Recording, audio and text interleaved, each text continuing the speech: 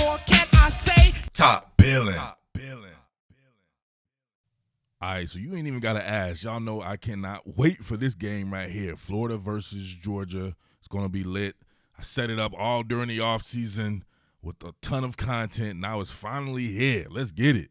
So I want to know if Florida has arrived with this run game defense. If it hasn't, it could be a long day for the Gators just because I think Georgia rushing attack is so damn potent. Right? It's not as potent as it's been in previous years. I still don't see top flight personnel, but I see very good personnel in the form of the offensive line and the running backs, and they have a host of running backs. They have what looks to be a pretty good offensive line as well. So what does that mean for the Gators? The Gators had trouble against Texas A&M. If they're able to achieve what Texas A&M did in the run game, they can make this a very, very special game for themselves here. If they're able to, if you check this out right here, you're going to see kind of a bend scheme, pretty much counter OH there. And look at the light box here. What we got here pretty much? 1, 2, 3, 4, 5. Pretty much a 6-man front. You got the strong, the weak safety here looking to press as well. So that's exactly what they will want there. He's going to come kick out there. And Wademeyer here, same deal there. Then you'll get the left tackle blowing out, making sure the backside pursuit here is good. Florida's rush lane principles very much compromised a ton against Texas A&M. Was it a personnel thing, though? That's what I would want to know. If it's a personnel thing, Kyrie Campbell back. Going to lose out on Zach Carter, though. So you can see how that goes right there. But if you see, look at that. Hat on a hat, too clear. And I think Texas A&M, to me, is a better representation of Georgia than a Missouri. Texas A&M has very good personnel in the run game here. I like the Spiller kid. I think he would definitely play at Georgia. And I like a lot of the linemen. I think some of those guys would start at Georgia as well there. You can see here just way too much spacing. People getting blown off the ball here. You cannot get blown off the ball against that Georgia attack. They'll pull linemen and stuff now. It's not just inside and outside zone. They're running with extra gaps, having pullers as well. And you can see there, run the daylight for Isaiah Spiller. Florida was getting gashed, man, absolutely gashed. All right, same deal right here. You're going to have that same bend scheme. Pulling your linemen this time. Pulling them front side this way. So giving them their medicine, but in different applications. This time 12 personnel. The last one was cheetah personnel. And you still have, what's this? 1, 2, 3, 4, 5, 6. Pretty much now a 7-man front. Safety's not looking to press the action on this one here. But same result. They get outflanked. Look at that. Oh, hard shoot inside from my man Brenton Cox here. What I say, rush lane principles, takes a hard inside approach. Dang, really takes a hard inside approach right here. Almost going parallel down the line of scrimmage, despite the fact that there are pulling linemen or a pulling lineman and then a pulling sniffer there. But look, unable to corral him. Climbs up to the strong side linebacker. He's off to the races pretty much. So good blocking downfield, very much like a Georgia, right? Probably not running out of pistol personnel or a pistol set, but getting downhill with some really good offensive linemen or running back personnel. All right, so you know this just inside zone. So running the inside zone, you know they're going to be comboing up, and this is where you see at least in this particular game, they were unable to compete at the point of attack. So Gervin Dexter is going to be a great player. He gets washed away like rain on a double. And then I believe Tadero Slayton here, who is a very good player in his own right, he gets singled up and just washed away like rain. And these guys on the second level aren't necessarily built to defeat blocks. And then you have some pretty good outside players here, Brenton Cox and Jeremiah Moon. Mahmoud Diabate here, athlete. James Houston here, athlete. So you can kind of out-personnel them depending on what they're trying to do on defense. If you're Florida, you got to have the right personnel on the field, but these guys have to get after it and get off blocks. They cannot be tied up there. So it's a great juxtaposition between the two teams there to see when they clash styles and collide, who will prevail. See it there? Comboed up. Boom. You can see at the point of attack right there, it's Daryl Slayton unable to compete. Straight up.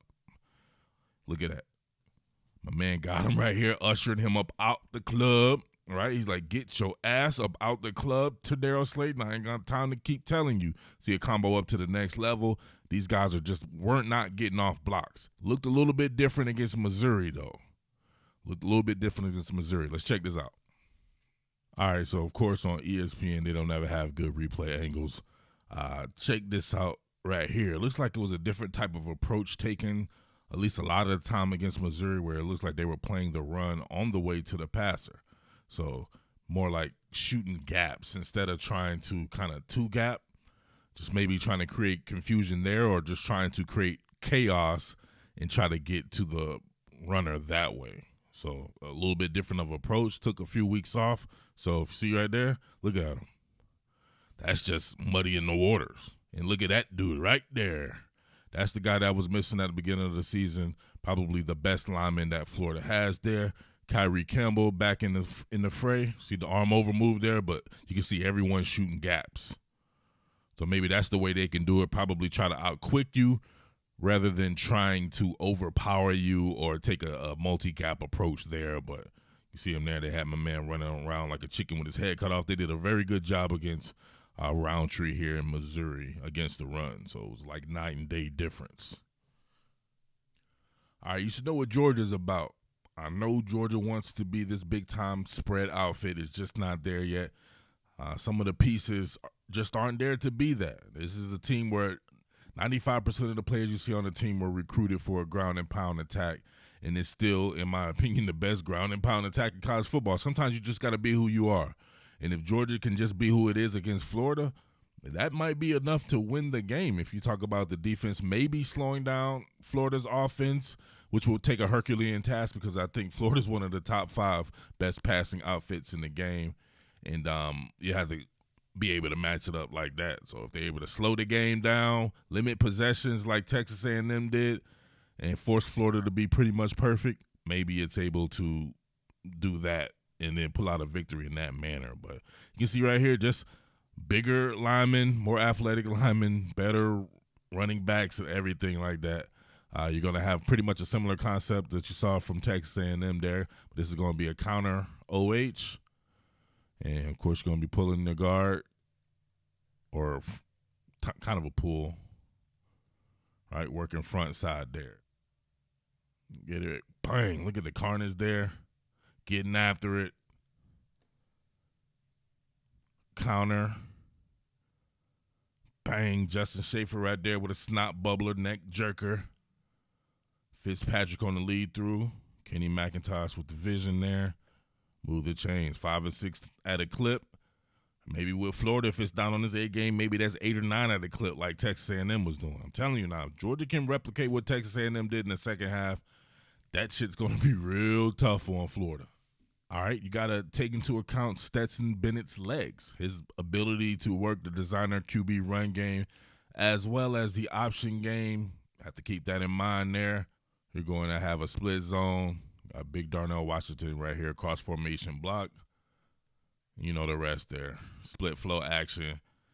This looked originally like a read to me there, but at least it didn't go down that way because to me Stetson Bennett should have actually pulled this and then broke it out the back door there. So he didn't do that there, but it was still a big gainer.